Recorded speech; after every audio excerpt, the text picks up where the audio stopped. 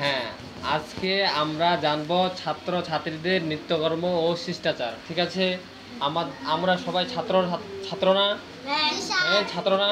এখন আমাদের দৈনিক কি কাজ করতে হবে সেই বিষয়ে আমরা জানবো। আচ্ছা, একটা ছাত্রর জীবনে যা ঘটে যাচ্ছে সেটা কি? সারাদিনে তারা কি কি কাজ করে বলতে পারবা?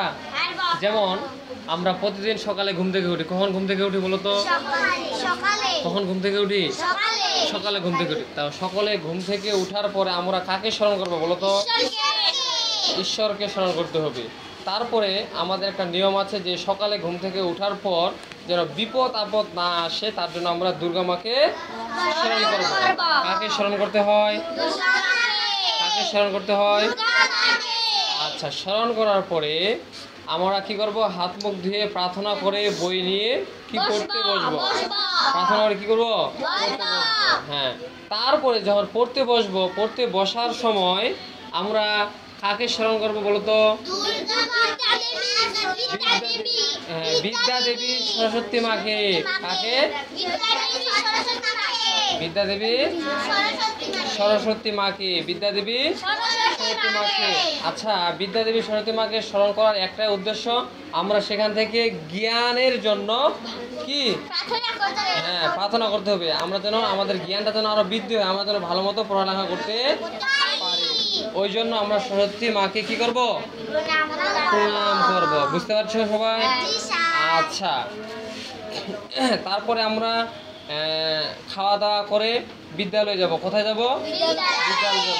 হ্যাঁ, বিদ্যালয়ে যাই সহপাঠীদের সাথে কেমন ব্যবহার করব?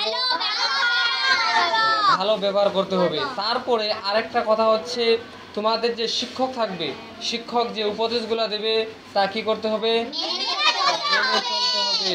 শিক্ষকের কথা কি করব আমরা? মেনে চলবো। কি করব?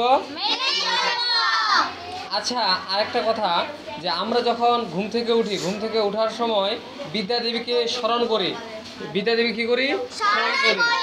সেখানে আমাদের স্মরণ করার একটা মন্ত্র আছে, আছে না? সংস্কৃত ভাষায় তুমি বলতে পারবা?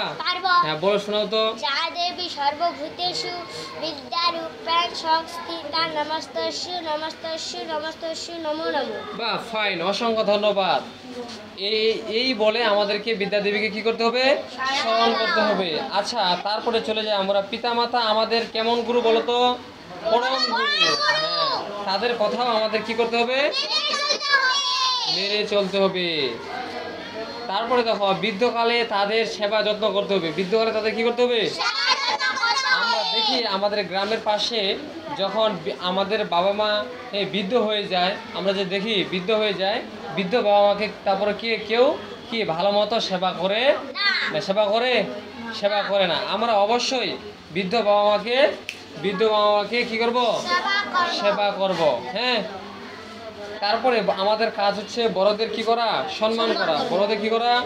সম্মান করা। আর ছোট ভাইদের, ছোট বোনদের কি করব? আমরা স্নেহ করব। কি করব? স্নেহ করব। হ্যাঁ, নিজ ধর্মে বিশ্বাস রাখতে হবে। আমাদের ধর্মটা কি রাখতে হবে? বিশ্বাস রাখতে হবে। হ্যাঁ, বিশ্বাস করতে হবে। তারপরে সকলের সাথে ভদ্রভাবে কথা বলা বা ভালো আচরণ করতে হবে।